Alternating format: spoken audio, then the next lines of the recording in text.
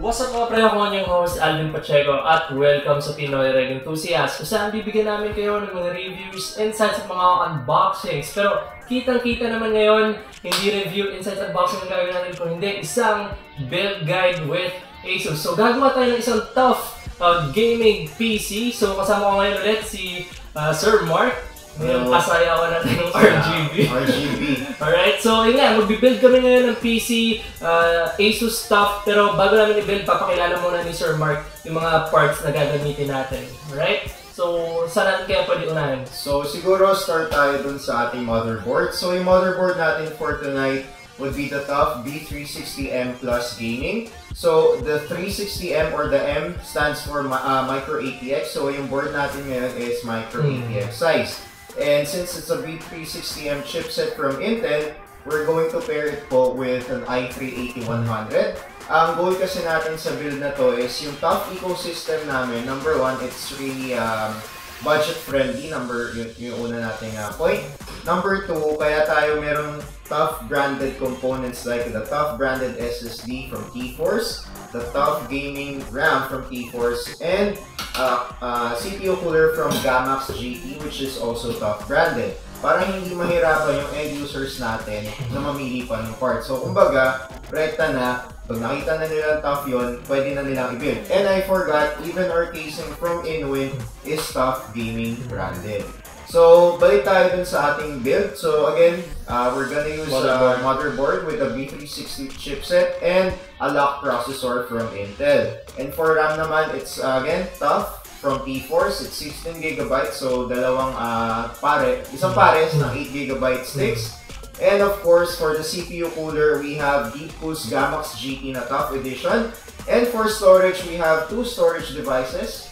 Meron tayong SSD from T-Force, it's 250GB, and of course, Seagate Barracuda ang HDD. So, ito ay 4TB, tama? Yes, it's 4TB. So, itong video card.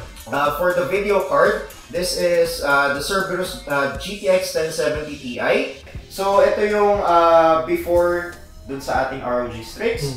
Ang feature niya would be may backplate na siya, so you can see here. Okay. So, pang-dissipate ng heat po ito, and as well as for additional rigidity sa ating PCB. And meron tayong tinatawag na 0 decibel technology inside or integrated dito sa graphics card na to, wherein iikot lang siya pag nag-reach siya ng 56 degrees Celsius. So, it makes your PC a bit quieter kasi hindi siya hindi siya full speed. And for the power supply naman, we're gonna use Cooler Master's G750M. So it's semi-modular, yung ATX, yung 8 pins, and as well as yung mga connections for the graphics card, hindi siya removable. Pero yung mga connections for SATA power, removable siya. That's why it's semi-modular. And for the fans, lastly po, we are going to use Inwin's Polaris fans. So RGB po siya enable.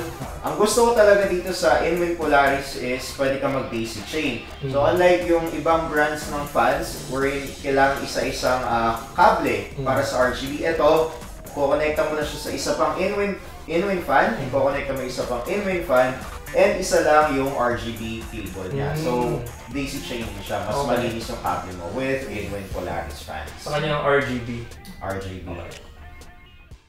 I'm blue, I'm blue, I've been deed, I've been died, I've been deed, I've been died, I've been deed, I've been died, I've been deed, I've been died, I've been deed, I've been died. So yun guys, yun yung mga parts na gagamitin natin ngayon para sa build guide na ito. So ano pang hinihintay natin? Ito na ang Asus TUF Gaming PC.